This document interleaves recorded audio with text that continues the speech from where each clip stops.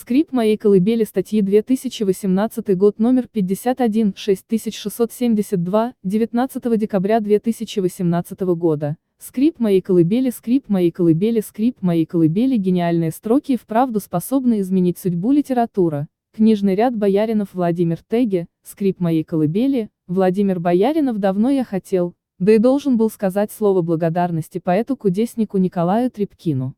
Так уж получилось, что в дни молодости своей я по горячности, но без сожаления и раскаяния распрощался с третьим по счету институтом и отправился прямиком на север, где забичевал по таежным краям, добираясь на последние гроши по обе Чулыму, Новому Васюгану, туда, куда других доставляли за казенный счет. Но я был свободен.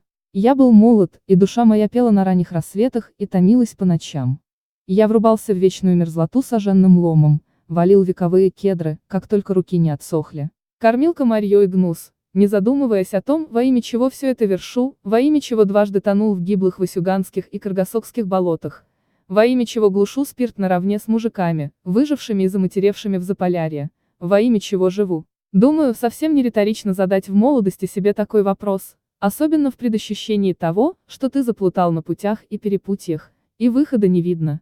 Но, видать, жарко горел мой таежный костер по ночам. Жадно вчитывался я в случайные стихи. И вдруг, скрип моей колыбели, скрип моей колыбели, смутная греза жизни, зимний покой в избе. Слышу тебя издалека, скрип моей колыбели, помню тебя из глубока, песню пою тебе. Сделалось тихо-тихо, перестали трещать ветки в костре, только немо рассыпались и гасли искры. И вот уже княгиня Ольга склонилась над светлым младенцем, покачивая колыбель. Скрип моей колыбели, и то ли гуси-лебеди зарыдали в поднебесье, то ли Аленушка по своему неразумному братцу. Скрип моей колыбели, заходится криком младенец, несут его няньки да мамки на лесную опушку и блажат, а рысь поля. Дитя кричит, пить есть хочет. Скрип моей колыбели, дивным цветом распускаются цветы ситцевого полога над моей зыбкой. Никогда бы им не расцвести в провалах памяти, не будь произнесено вещее слово. Скрип моей колыбели, въедливый читатель может заметить. Но никакой княгини, никакой Аленушки нет в упомянутом стихотворении Николая Трепкина.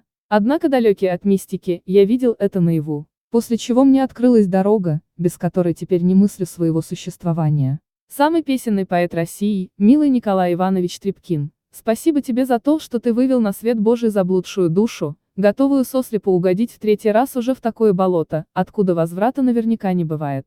Мир твоей памяти. Верю, ты на небесах волхвуешь над словом, произнесенное во спасение, оно вечно. Владимир Бояринов.